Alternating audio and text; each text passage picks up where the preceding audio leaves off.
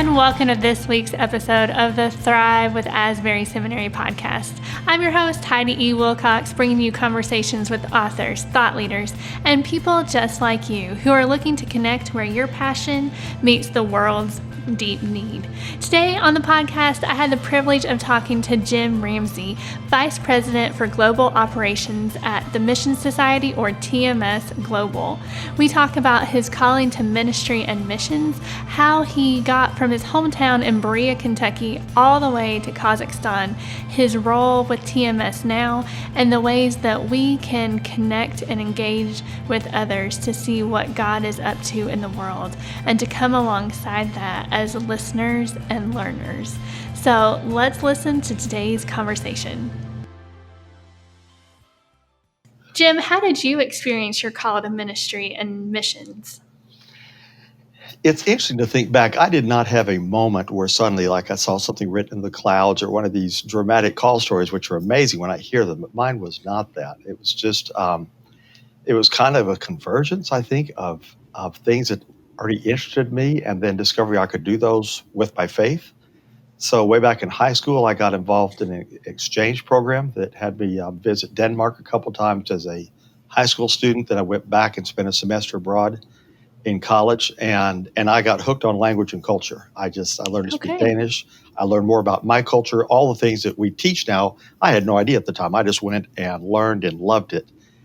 And so I knew right away I was hooked on language and culture, was fascinated with it. And then was actually the family reunion of all places. We've got missionaries in our family going way back, but I didn't have a lot of familiarity with it.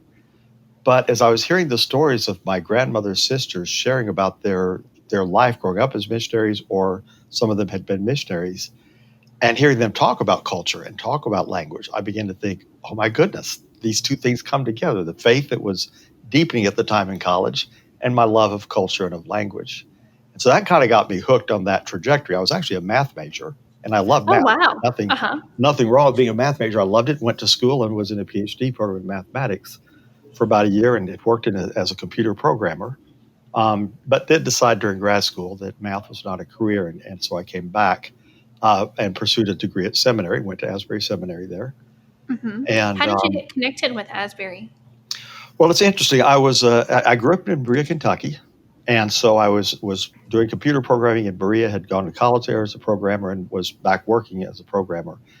And but felt like the next step for me, I wanted to be a missionary, did not have any interest in being a pastor, but felt like I wanted to go to seminary to get a deeper education in Bible and theology, and visited several seminaries. I thought, I don't want to go to Kentucky. And to be quite honest, Berea and Asbury were pretty serious soccer rivals. Back in the late 70s, early 80s, we were kind of the only show in town. And this is more of the university, what's now Asbury University and Berea College. So the thought of going to Asbury was a little bit of a no-no. Mm-hmm. So I hadn't really thought seriously about Asbury Seminary. But it was actually talking to someone at Trinity Divinity School up in Deerfield, Illinois, when he found I was from Kentucky, and he found out I had a Methodist Wesleyan background. He said, the best Wesleyan school in the country is right in your backyard. You ought to go there. Uh-huh. And I was like, all right. So I looked at a few other seminaries, and the thing that I think at that time in my life really attracted me to Asbury was another seminary, I won't mention it, but another seminary I was considering said something about, we have spiritual life groups for those who want to integrate their academics with their spirituality. And it was that kind of dichotomy, that kind of separation between what's academic and what's spiritual that I did not want to be a part of. Mm-hmm. I'd experienced that by undergraduate. I wanted to be, it's all one or it's nothing. Mm-hmm. And so the fact that Asbury did not make that artificial separation between what's spiritual, what is academic, is what tipped the balance. So I went there, and it took me 7 years because I was working full-time as an IT manager down in Danville, Kentucky by this time. So it took me a while. I was married by this time. We had 4 children during our seminary years. Wow. But I loved every bit of it. And all the joking about seminaries being stuff you have to unlearn when you get into ministry, it has not been my experience. What I learned at Asbury continues to serve me today now, nearly 30 years since I graduated. That's awesome. I'm very glad to hear that. And I love hearing about your calling, how it just kind of was the convergence of things you enjoyed doing, and then you found a way to serve as a missionary with those things. Yeah, it took a while, of course, to get there because seminary, like I said, it took me 7 years to finish seminary. I said it was a good biblical number. That's how long Jacob had to work for Rachel, so I was on good scriptural grounds with that. Yeah, so how did you get all the way from Berea, Kentucky? Because that's where you're from That's originally, is that right? correct. Yes. Yeah, how did you get all the way from there? Because I know from working with your son that you were missionaries in Kazakhstan. So how did you get all the way from Berea to Kazakhstan? Yeah, that's not a natural progression. So getting to Asbury, or attending Asbury was the first step. I was working down in Danville full time, so that's where our home was, and actually where Jonathan was as a little boy was down in Danville.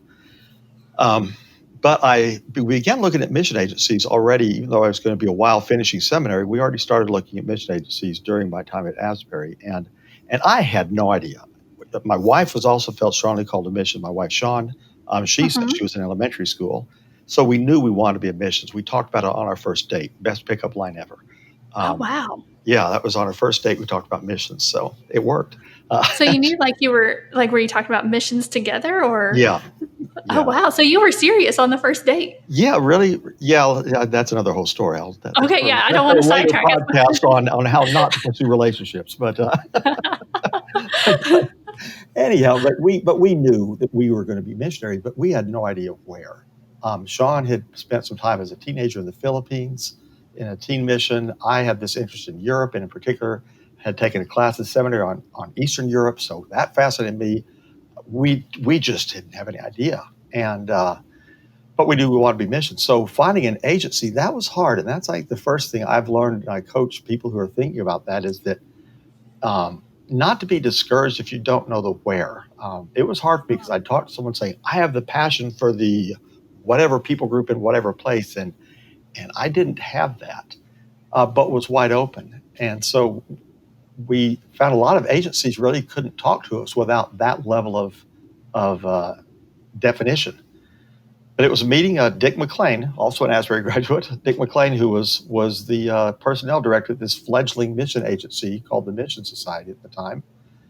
I met him up at Asbury, and he just listened to me. He listened to my story. He got to know Shawn and me. We talked, and he bat different ideas by me, but he just kind of walked with me probably I think we first met probably 5 to 6 years before we actually decided to go with the Mission Society, that he walked with me. And to me, that was so valuable. Finding someone just to walk with me, to walk with us, help us think things through, encourage us as young parents. We were having kids, getting that figured out too. And just having somebody walk with me, that's what sold me on the organization. And he's the first one who said Kazakhstan. Really? And my first response was, Kazakh what? Remember, the Kazakhstan was not a country until 1991. It was a province of the Soviet Union. And for people in my generation, the Soviet Union was the thing.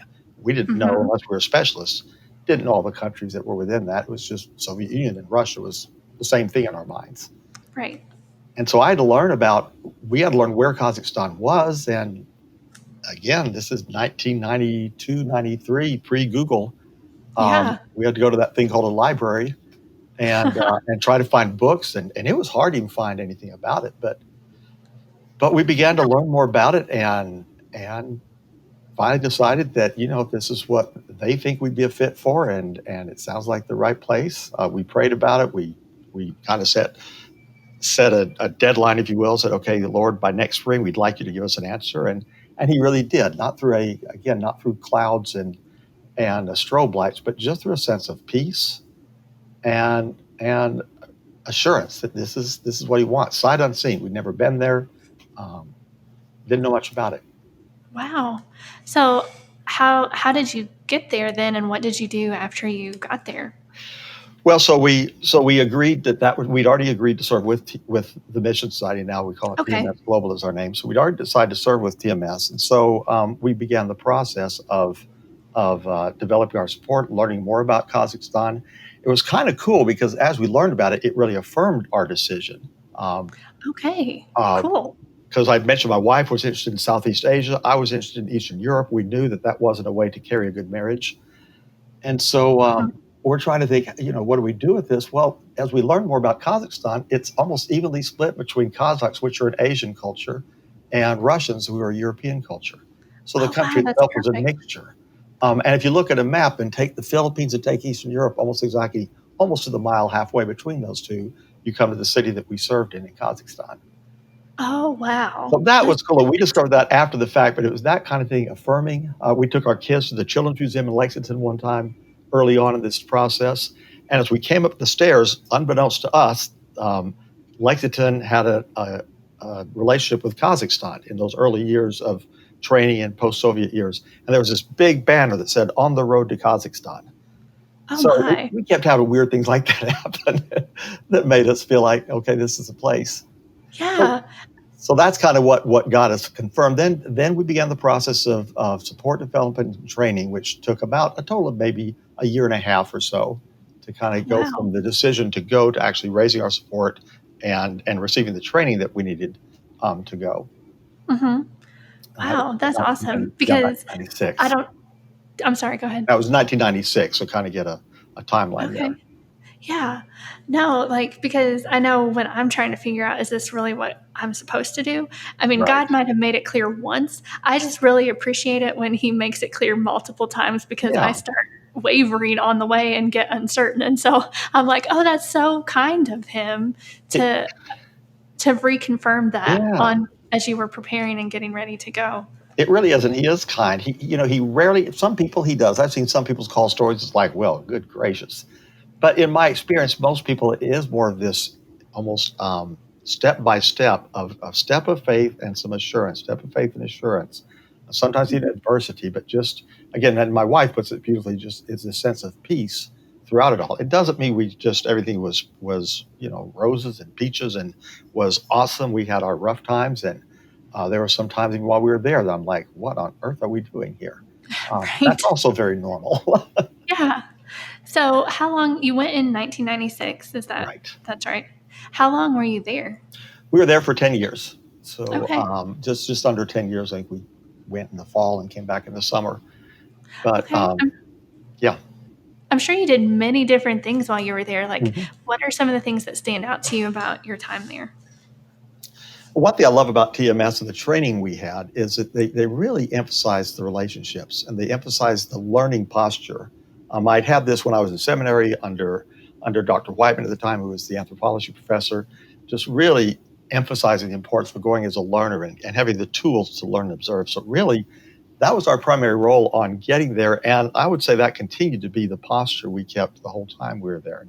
I would preface anything I do with that because to me, that sets the context for what we do. And so Mhm. often in missions, we think primarily about the doing part of it, but the doing really needs to flow out of the being and the relational side of it. And so I feel like we were well trained in that. So we focused on learning Russian language initially to get to a decent level of fluency so I could operate in ministry and in life in Russian. Then the Wow. Because that's a hard language, right? It's not, it's an awesome language. I think it's a great language. I love the Russian language. But yeah, it's a doozer, but Yeah. it's so awesome. It's just an amazing language. You can do so much with it because of the way the grammar works. It's a wonderful language.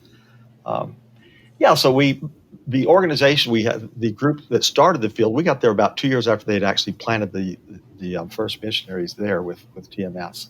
And they had gone to the community and said, what do you need? Again, this is in the ashes of the Soviet Union. Things were in absolute a state of chaos and collapse.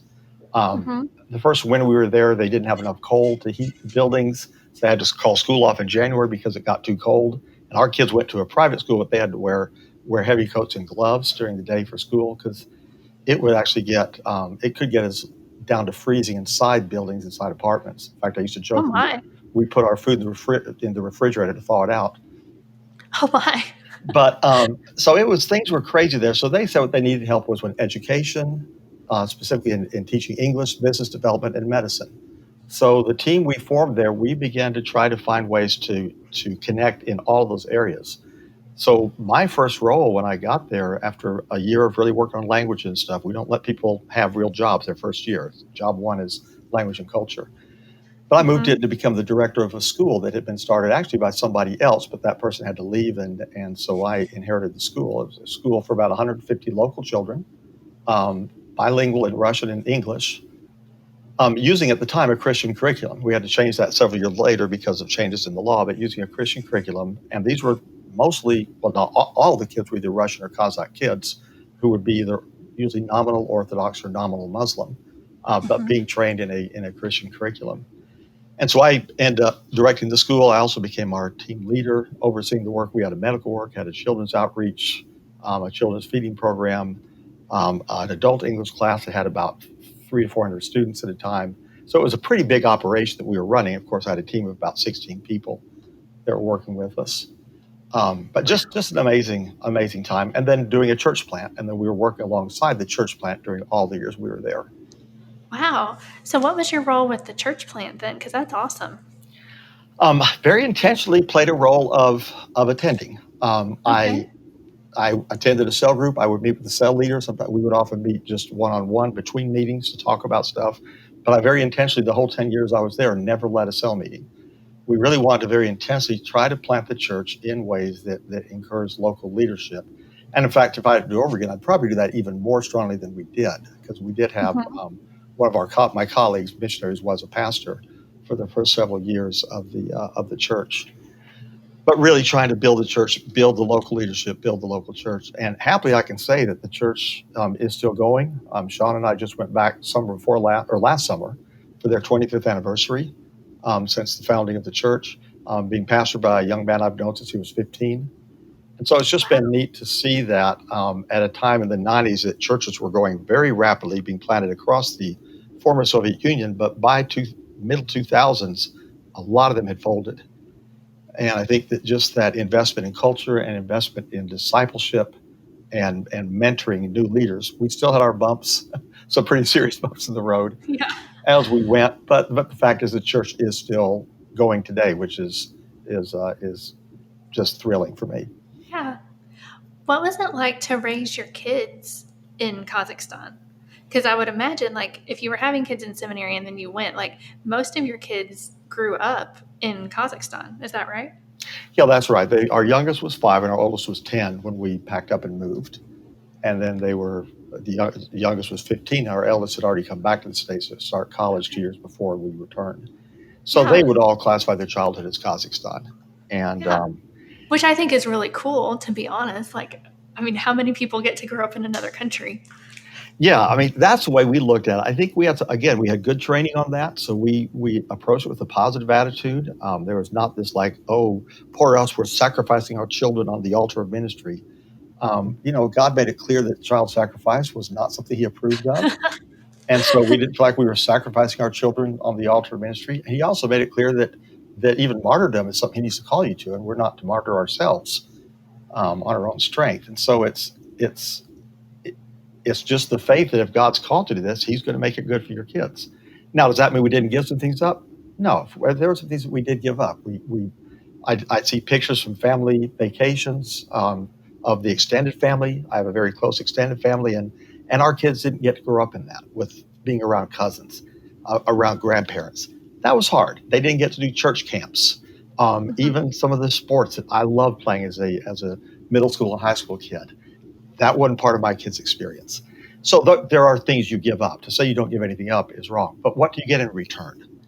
They're bilingual. They're bicultural. They have a perspective on life and worldview that I kind of am jealous of.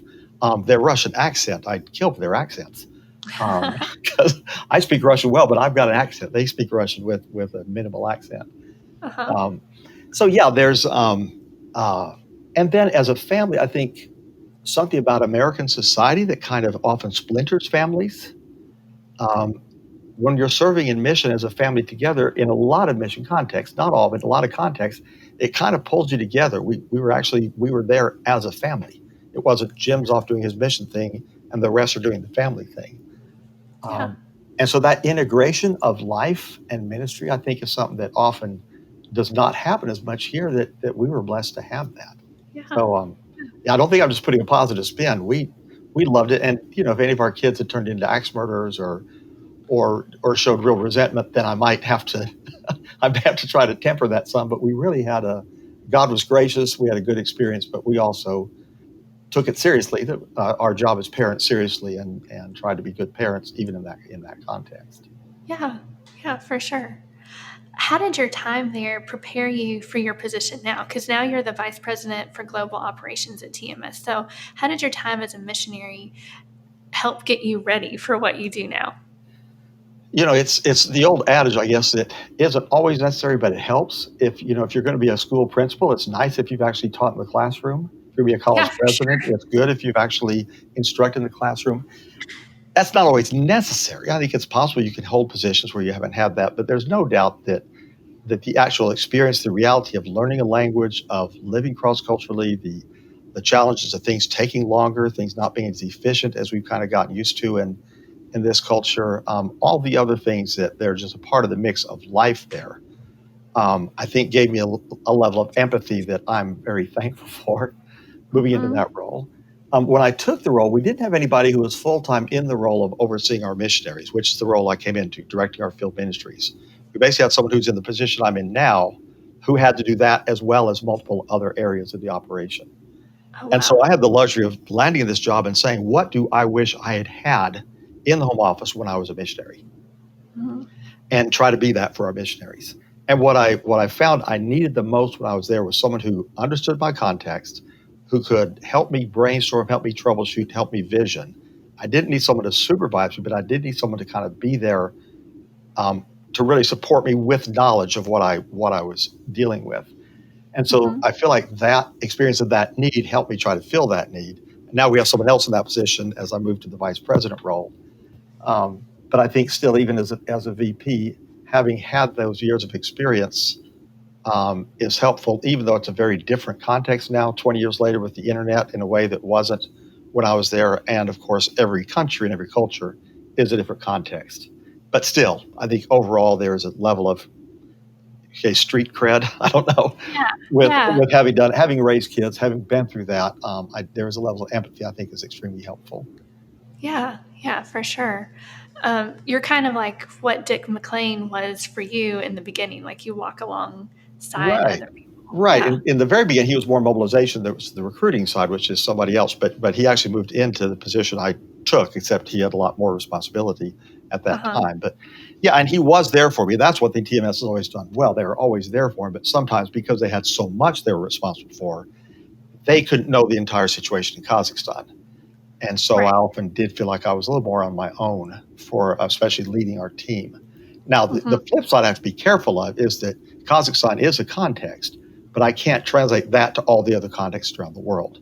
So I had to learn Right. that pretty quickly. And I'd let you talk to people back then on how long it took me to learn that. But not to very quickly, someone's talking about Thailand and say, well, in Kazakhstan, the guy's saying, in Thailand, it's 95 degrees. In Kazakhstan, you're freezing. Um, you know, Right. it's a different context. Yeah. Yeah. So tell me about your role now as vice president, because I know at least before COVID, you were traveling a lot and things Mhm. like that. So what exactly do you do? Yeah, and I've had people look at my job because I do travel a lot to during my former role to visit our missionaries, and now I visit our missionaries as well as visit partners, look at possible new ministries we might do, strategic partnerships in different countries. So people look at that, and of course, when I'm posting anything on Facebook or social media, it's going to be the cool things I'm doing when I travel. I don't post myself sitting in a room for a 10-hour meeting. That's Right, not because quite that's as what we exciting. all post on social media is the cool Exactly. things we're doing, and everybody thinks we have the coolest life ever, but we leave out the mundane. Right. So I have people say, "Man, I want your job. And how do you get your job?" I'm like, "Well, the fact is that I do get to see some cool things, but often when I do finally have a break, say, I'm going to go see something exciting. I'm going to go see the Great Wall. It's just me, and so you also don't have the person to share it with. So it's a great job. I do love the travel, but it isn't quite the it's not like going on a cruise every other week or something. Right. But having said that, yeah, it did involve a lot of travel, and I was determined to kind of not become an office person in terms of just being surrounded by the four walls of the office and losing that vision of what God's doing around the world, and begin to develop theory about what God's doing around the world, but really try to get on the ground with people in their context If they're doing agriculture work, get out on the fields with them. If they're working in a village, get out in the village. If they're teaching class, get in the classroom. I think that's critical to try to keep myself fresh. We've been back for 14 years now. That's a long time. I need to kind of keep myself fresh, and COVID has definitely hampered that. I came back from Senegal in the middle of March, right when the whole thing came down, and I've not been on an airplane since, which is a very strange experience for me. Yeah, I remember John talking about that because there was some concern about if you'd be able to come back or, should you come, all of that. So that is true. There was that possibility. Yeah. Yeah. So I know too that you did a doctorate of ministry at, is it Bach Graduate University? Am I saying that? Bakke Graduate University. Ray Bakke was a urban missiologist back, especially the 80s and 90s. He did a lot of writing. Okay. You got your degree in diaspora missions. Could you tell us a little bit about what that is and how that's helped you Sure. in your role now? Yes. It goes back actually to Kazakhstan again, that a lot of the missiology I had read, I mean, the stuff that any of us in my generation grew up on in missions, the Paul Hebert stuff, the Charles Kraft, NIDA, and then stuff I was taught at Asbury, which is extremely useful. But a lot of it the context was often a very homogeneous, often an animistic or rural setting. And so I go to Kazakhstan to serve, and the principles were sound. So there's no knock in the training I had, but I'm in a country that had a space center, not far from where we lived, and had put people in space. That had a literacy rate of 95%. And so I realized that some of the assumptions that were often built in the mission literature of the 80s and 90s didn't really translate to this kind of a setting. In addition to that, by this time, already starting to see the multicultural nature that the world was becoming.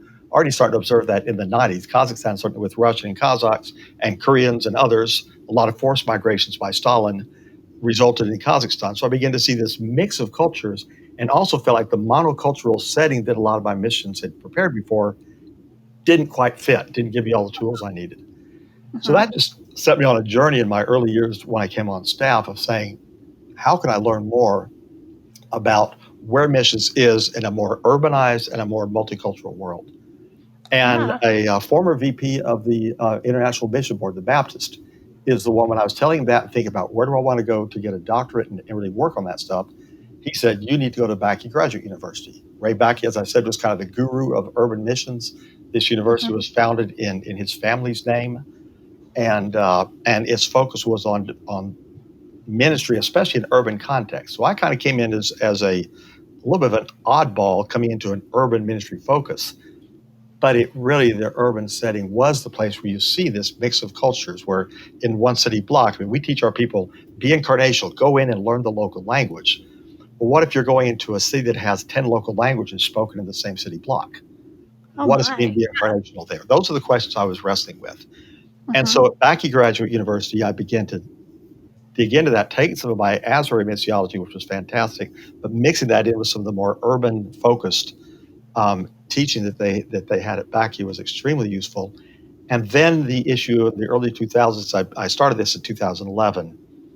By 2014-15, migration just kind of hit me between the eyes through some of my classwork as well as some of my traveling, and just seeing how people are going from everywhere to everywhere. We've seen that in the States, and already by now the slogan, everybody's in our backyard, the nations are in our backyard, had become cliche by this time.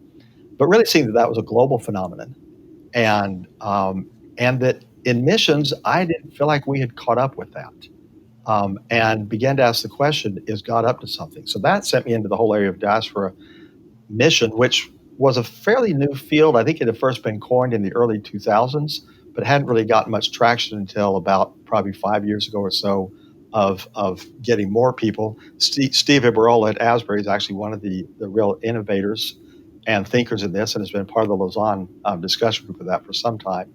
And so actually, even though I was getting my degree at Bakke, I requested to do an independent study with Steve on diaspora, because diaspora was not as much Bakke's thing. They were more urban focused. And then Dr. Ibarola also served as my dissertation advisor when I focused in on looking at diaspora and mission. Oh, yeah. So what does diaspora mean? Diaspora, yeah, it's becoming more mainstream, but I should remember that it's not so mainstream that everybody hears it now. It basically it's the Greek word for scattered. It's the word Okay. that Paul uses when he writes and Peter uses to the believers who are scattered throughout the region. That word is diaspora, and so it Okay. means scattering. It traditionally was applied to the Jews. The Jews have always talked about themselves as a diaspora people. The diaspora Jews in the Acts were the Jews who were living outside of Palestine. Those are the Jews that Paul encountered when he went around. But then it became in Jewish tradition applied to any Jew anywhere in the world as the Jewish diaspora. And that was Mm-hmm. its primary usage. Then it began to be used some around Africans especially who had been forced migration through slavery, began to be referred to in the early part, I think, of the 20th century as the African diaspora. So you begin to hear it applied to that people was really the next big one. Some other ones, Armenians, I think, also use that language. So it began to be used a little bit for certain people, often who were in a diaspora out of some traumatic event. But Mm-hmm. then later, the last about 30 or 40 years, especially in anthropology and also in missions and sociology, you begin to see it applied much more broadly to people who are living outside of their countries of origin. And of course, as we all know, it has exploded in the last 20 years.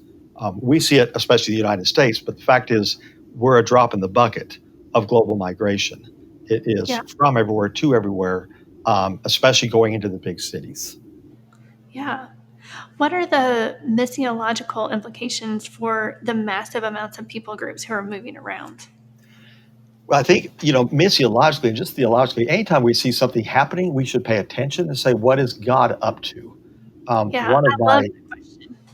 Yeah, I'll try to keep off the soapbox here, but one of the most distressing things for me is when I've seen Christians sometimes have a real resistance about migration and a real attitude about immigrants in our country. And I'm talking about legal or illegal immigration. That's another whole topic we could talk about.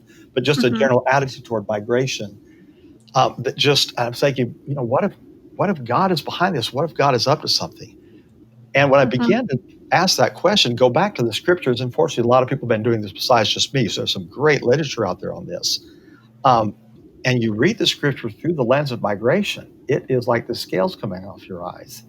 You realize Yeah. that God has used the movement of people to move his word from the beginning. The whole Tower of Babel, the problem was that people weren't moving out. Um, and Acts, you look at the book of Acts, the church exploded when persecution happened and got them out of Jerusalem. And they were working among diaspora. So you can build an entire theology of diaspora, a theology of migration, just by looking back at the scriptures. You think about the formative experience of the exile, of the wandering in the wilderness. I mean, all those are diaspora experiences. So it's Yeah. the scripture is rich with it. So with that, you begin to pay attention and say, okay, what is God up to? And I am convinced that what we're seeing today is the wave of how God's word is going to continue to get to the nations. That it's going to be through the diaspora, it's through his people, his church, both the church in the diaspora and the church in the host countries that are paying attention to what is God up to and saying, how is God using this phenomenon to get his word out in a way that was not possible without that. Yeah. Yeah, for sure. So I'd love it if you could tell us a little bit more about your dissertation project and if there was a particular city that you specifically studied and what you learned. Sure, and I get pretty excited about this stuff. So if I start, No, I find it fascinating. So I'm sure our listeners will too. So I feel like I'm kind of jumping around a little bit with my questions, but you say something and that triggers something else. So it's all good. absolutely. Um, well, as I began to look at diasporas and learning more generally about diaspora missiology, the obvious thing people say when they hear about diaspora is yes, and we've heard that. That's the cliche that God has brought the world to our backyard. There's a Mm-hmm. little bit of a self-centeredness in that because God is bringing the whole world to everybody's backyard, not just ours. And Right. and that still has the assumption that therefore we need to do something for these poor people.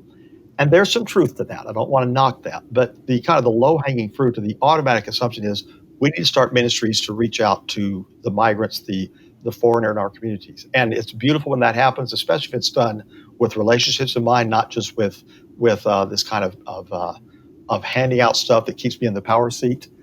Um, Mm-hmm. so I love it when that happens. So I'm not knocking that, but I begin to say, where is the real power of the diaspora?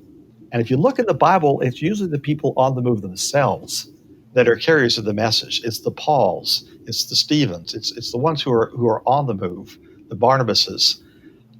It's when he talks about in Acts 8 that all these people who are scattered began sharing not just with the Jews but even with some Gentiles. That's where the word of God spreads. And so I began to think that the real power of the diaspora is, yes, reaching out to those people who come from places that don't have access to the Word of God, reaching out to them and sharing the gospel with them. But what about those who are people who are carriers of the Word of God, who are then being moved around the world? What does it take for those people to be agents of God's Word, agents of God's mission? So that became my interest. And as a mission agency person, I'm saying, what should we as mission agencies, what should we as churches be doing to pour gas on that fire? I want to be very careful saying, what should we be doing to mobilize them? Because there's some assumptions in that saying they need us to mobilize them. Maybe they're already mobilized. Maybe God's already doing something. So I felt like my first job was to say, what is God up to? And so my focus was saying, let's take an urban area where there's a lot of diaspora and one that's convenient to where I live, which is Atlanta, Georgia. So I decided to look at Atlanta, Georgia. In the county I live in, 1 in 4 people in our county was not born in the United States. Majority of people who migrate to the United States come from Christian backgrounds. So the premise that we have a lot of believers among diaspora in our country is a sound premise to go on. But what I was wanting to know is, what is it that motivates them to get into ministry and mission?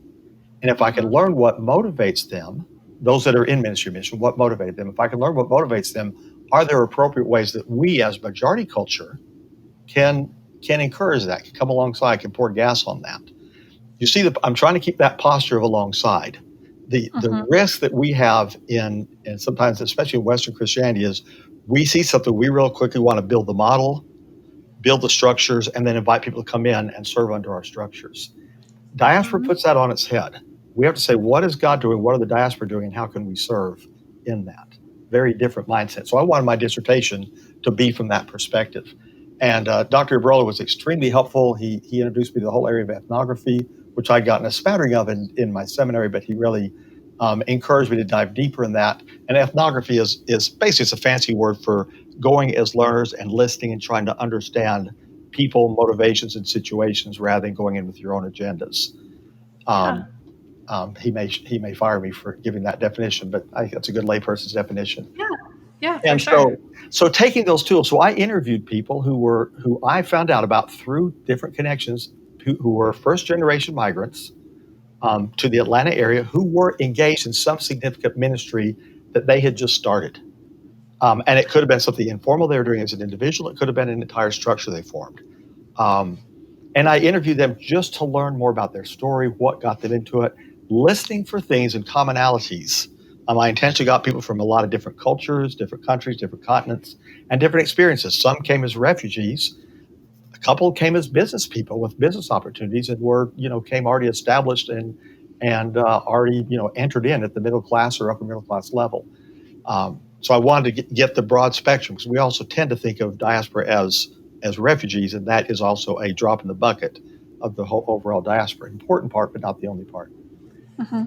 And so that was my work. So that's a lot of background, but it was fascinating. And I'd say the biggest finding I have, which made its way into the title of my dissertation, is purpose. The title is Here for a Purpose: Mobilization Among Believers in Diaspora Communities of Metro Atlanta.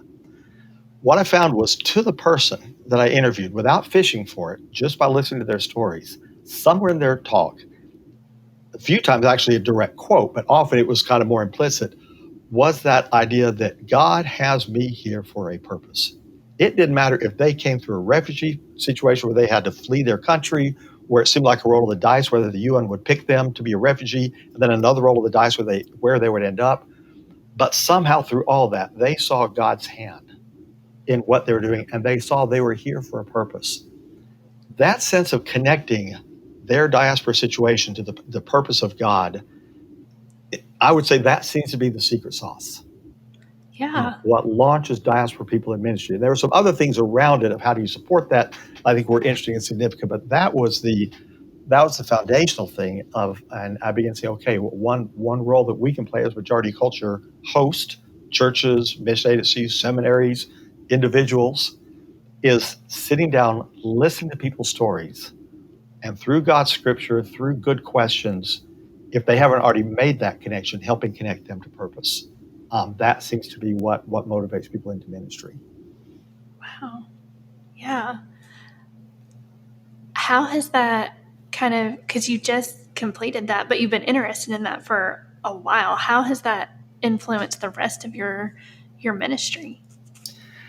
Yeah, I wish I could say it's got more concrete stuff developed on that. But like you said, I just finished it a year ago. I've had a couple of meetings with some diaspora groups trying to dig into this more, understanding what that could look like. I've done a little bit of work for our church culture team at TMS, which does mobilization in local churches. And I've done some work with them in how do we talk to local churches about diaspora and really make local churches aware of diaspora in the first place. Because sadly, a lot of churches don't know the communities that are around them. I mean, it really is rather shocking that you can go to a church, they don't realize there's a whole Hmong community or a whole North Indian community or, in their neighborhood. So helping churches become aware of diasporas, but also trying to give language around that idea. Find some of those believing diasporas and begin to build those relationships and say, how can we come alongside in ministry together, connecting you to the purpose that God has for you. So that we've been doing some work in developing some materials for local churches. But my dream is that we'll need to drill into this and be able to find appropriate ways. And I keep using the word appropriate because we don't want to be running the show, but find ways that we can come alongside. So I think it's going to be a different lens about mission. It's going to be a different lens of who do we look for to be in mission. What are ways in our mobilization team that we can very intentionally look at mobilizing majority world people globally, but even majority world people who find themselves in the United States. Mm-hmm. I did not get into the African American diaspora, which is a whole thing in itself, and it's got enough uniquenesses to it that I couldn't. The scope was too big to try to tackle that with this paper. But I think there's also a lot there. It's a longer diaspora and it's a forced diaspora with the entire racial history. But as an organization have also been digging into the whole area of race and mission, I think there's a lot of learnings there also as we begin to look at the I call it the first African diaspora, and how do we connect that into mission. Mm-hmm. Yeah, I like, and you've said it many times, the word alongside. And I'm curious, what are some ways that we can come alongside, either as individuals or as larger churches or organizations? Because I'm not sure how to be alongside. Does that make sense? Yeah, it does. I think we have to, a lot of it comes to changing our posture. It's very countercultural for us in general as North Americans. I think it's changing some with the generations, but still we're kind of a can-do culture. Mm-hmm. And so to take the time to listen, starting with listening becomes job one. That isn't always natural for us. Mm-mm. But listen to people's stories, listen to what's happening, looking for that's why I love my good Asbury education. What is God doing? That prevenient grace, that good old Wesleyan prevenient grace applied to culture. What is God doing in that culture? Expecting to see God in a culture among a people, having no illusion that I'm bringing God to that culture of people, but he's already there. So I think having that listening spirit, and in fact, I made the argument in my dissertation that I think basic ethnography is a skill that churches need to learn. How do you exegete, use a good seminary word. Exegete, of course, is the word for when you go to the scriptural text and kind of glean out from the language and the structures what the meaning is. Mm-hmm. So how do you exegete a culture? How do you exegete a city? How do you exegete a neighborhood? Mm-hmm. How do you do that? Because I'm curious, because we just moved into a new neighborhood, so everything's new. How do we exegete our neighborhood and get to know it, not just, know our neighbors' names, which is also important, Yeah, it starts with just taking prayer walks, walking around and, getting to know people. To be honest, our culture makes it hard. We don't have the most automatically, let's get to know each other culture. So it's harder here. I always tell people that I knew more people in my apartment block in Kazakhstan in 2 months than I knew in 10 years in my suburban Atlanta neighborhood. Mm-hmm. Now, some of that's because I was an anomaly in Kazakhstan, and so everybody was curious about what's this weird American doing here. But still, the point is, it was just natural there. You talk to people. You just did that. We're here, there's just not the opportunity. So it requires a high level of intentionality, but going to parks, going to coffee shops, trying to meet people, and even using the newness as the entry point. Saying, I'm new here, I'm trying to learn about this neighborhood. Tell me about that. If you see someone who seems to come from a different background, just introduce yourself to them and say, I came from, I forget where you're from, Heidi, originally. I know you're a UK fan, which is important. Yeah, Eastern Kentucky originally. Yeah, so I figured there had to be some good Kentucky blood there, but yeah. But just, I'm originally from here, and I'm trying to figure out how, where do you come from originally, and how do you, it's important. I think when we say, where does someone come from originally, it's in the context that we're also not from here originally, rather than kind of a profiling thing. But it is, people often like to tell how they got here. Yeah. And finding out, well, what was hard for you when you came here? What have you found out about the neighborhood? What can I learn? So with that listening posture, people rarely don't like that. I remember Whiteman taught way back. He said one of the roles that almost everybody in the world loves is the role of teacher. And so by asking people a question, you put them in that role, and it often disarms people. And then you're getting this valuable information about how something works. And then that's also where you're going to begin to meet people who are in ministry. Maybe find local churches in the area, especially local churches that might have a different origin, like a Vietnamese church or a Hmong church, and meet the pastor and say, man, I'd like to learn about your guys' experience. What's it like being a second generation Vietnamese in Lexington, Kentucky? So I just asking questions, taking that relational learning posture, I think, to me is the key for alongside. Alongside is not having a ministry, then finding some token people to do your ministry, and then patting yourself on the back saying we're alongside. You can get there that way, but I think it's not the ideal approach. Right. No, for sure.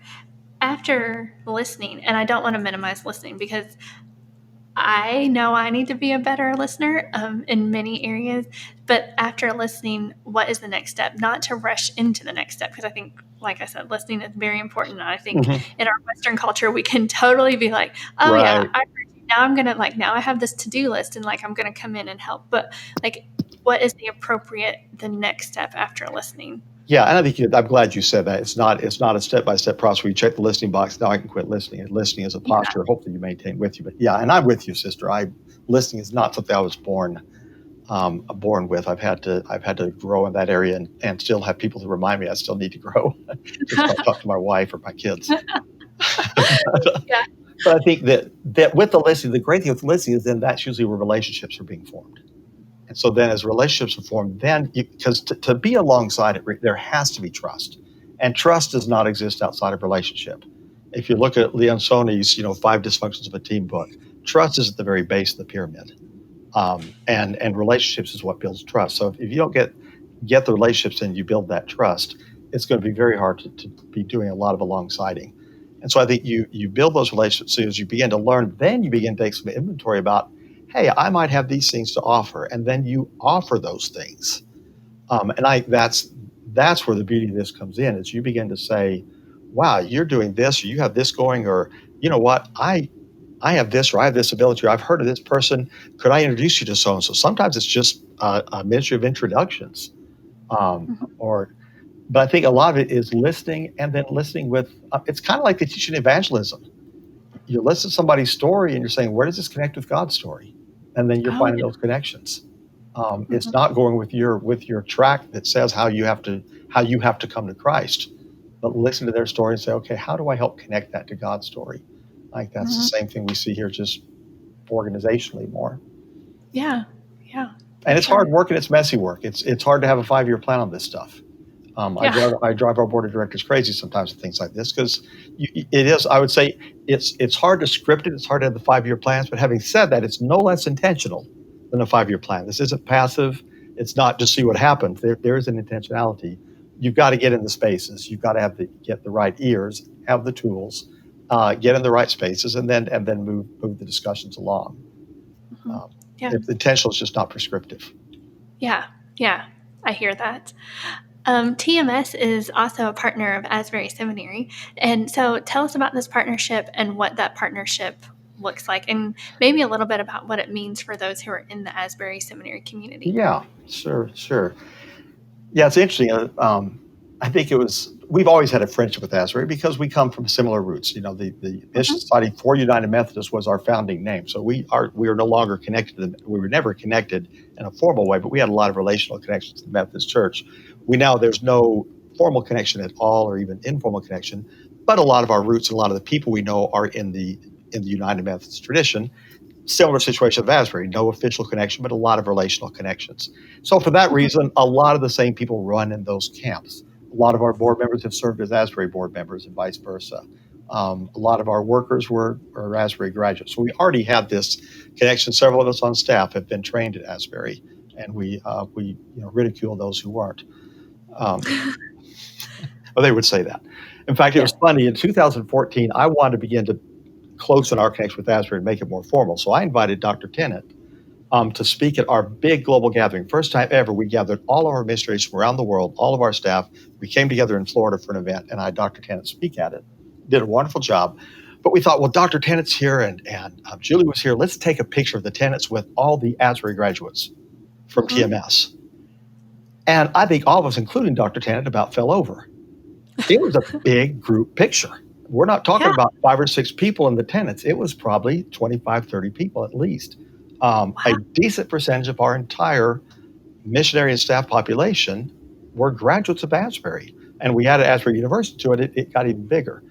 Yeah. And I think that hit me like a brick. And I think it also hit Dr. Tennant and others that, we have a connection. Let's formalize it. Let's build more intentionality around that. And so we began a partnership that we've been working with since that time with Asbury, saying, what are some areas that we can collaborate, that we can find things that Asbury could bring into the relationship that's helpful and things that we can bring in. Especially with Dr. Tennant's interest in missions, it just made sense that we could create some mission opportunities for students, as well as some post-graduation possible career and vocation for students. So we, one of the early things we did, the Yellow House there on campus, I think we're about to celebrate either 4 or 5 years since we opened that, but that was an early manifestation of we had Jenny Wheaton, who now lives in Georgia, but she actually lived in Wilmore for a number of years. She began kind of to be our person on site to help nurture a new relationship with Asbury Theological Seminary in particular. We also keep connections with the university. So Jenny began to meet students, meet professors, we talked about mobilization there. It's something Asbury was providing for us as chances to speak to students about missions and the possibility of serving. But then we said, we'd love to have a presence on campus. And Asbury was very gracious. They had bought the house to kind of have for long-term planning for the seminary's needs for space and everything. But right now they were just renting it. So they worked out a very nice deal with us to allow us to have use of the house these years. And so the Yellow House is a community house for TMS. We have the Wimberleys live there now. They're not officially employees of us. They're volunteering to kind of cover that for us now. And so they host events, and it's a place that people can come. We said we want it to be a space to have deep discussions about mission and vocation and calling in a safe environment. And so the Yellow House was a big part of our partnership. And then ongoing meetings we've had, we were actually trying to work out, but COVID kind of torpedoed that. The possibility of having a professor go to one of our fields and do some ethnography work and some church planning strategy work. We've had a couple of our missionaries have now gotten their D-Mins at Asbury through the program there. We've had a couple Asbury professors serve on our board. Right now we have Dr. Kirk Sims, who's a university professor, but as a former TMS missionary, is now serving on our board. So we've been deepening these relationships.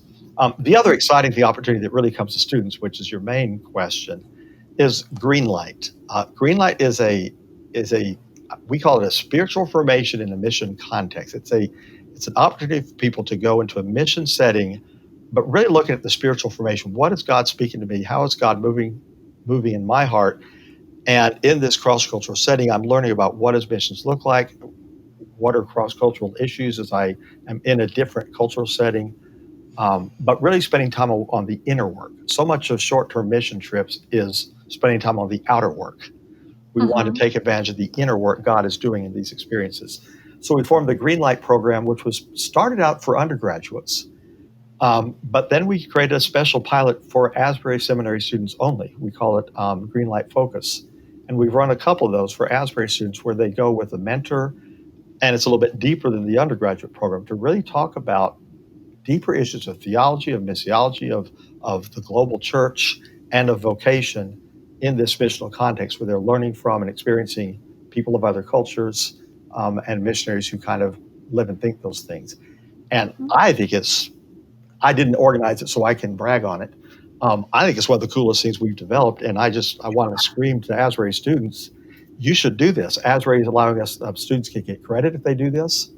Yeah. And it's an incredible experience that gets well beyond the mission trip experience, but really gives people a chance to go deeper in these cross-cultural contexts. Yeah, for sure. So how do students connect with that?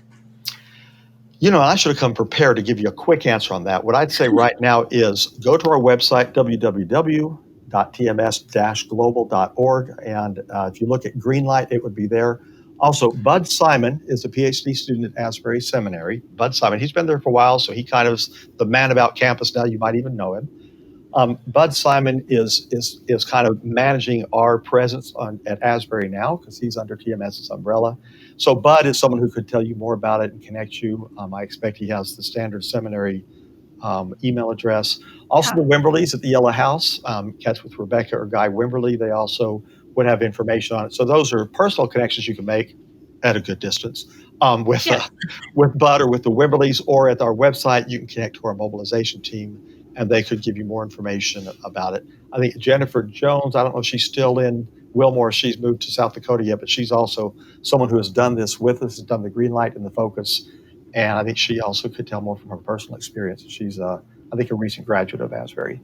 Awesome. Well, we will link to all of these resources in our show notes so people can be sure to connect if they're interested and just take that first step if they think they feel like they maybe have a call to missions or just want to learn more about what God may be up to in their lives. Yeah, and I think just, to tee onto that, I think given the world we live in today, people need to understand culture. I don't care if you never step foot out of the United States. If you're going to pastor a community in the United States today, you simply need to. Maybe I'm saying it too strongly, I think it's malpractice to go into pastoral ministry without understanding cross-cultural issues, because we are in a multicultural society. Some of the fracturing we're having of our society is because we don't know how to handle living alongside people of other cultures and other backgrounds. And this stuff gives us the tools for that. So I'd say everybody should consider Greenlight or some other cross-cultural kind of experience, even if you have no sense of calling to international outside of the United States missions. So there's my soapbox for the day. I love it. Well, Jim, this has been a great conversation. Is there anything else as we wrap up the podcast that you'd like to say that we haven't talked about yet? I think what I just said there is pretty much it. Just all right. Going deep into culture. I think a lot of the issues we're dealing with in our country today really do come out of just a lack of understanding how to listen and how to work with people across cultural barriers. Yeah, agreed. So we have one last question that we ask everybody. Because the show is called the Thrive with Asbury Seminary podcast, what is one practice that can be spiritual or otherwise, like binging on Netflix or whatever you may be doing, that is helping you thrive in your life right now?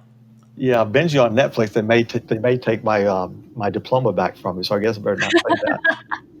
Well, we all need sometimes we all need a little bit of escapism. I do a little bit of that. I have to be honest, since I've got a son at Asbury who could tell on me if I don't. But I think for me it's interesting. I think some of it's an age thing. I did just turn 60 this year, and I'm finding even at this time of COVID, where it's harder to get in person, is connecting with young leaders. I love getting in the room or getting on Zoom with someone who is in their 20s or 30s, who's in a ministry or launching ministry or is in mission, and just talking about ministry, talking about life, and just finding ways to encourage them, helping them navigate some of the complexities that life is throwing at us now that didn't exist even when I was their age. That just I love doing that kind of stuff, and I'd say that has been one of the things that really helps me thrive now, is connecting us with anybody, but especially with younger leaders, and just finding ways to encourage them in the opportunities. I think the world that we have now is giving us incredible opportunities for the gospel. I don't despair. I think we've got unprecedented opportunities for gospel impact now. And I see young leaders that are ready to embrace that. And anything I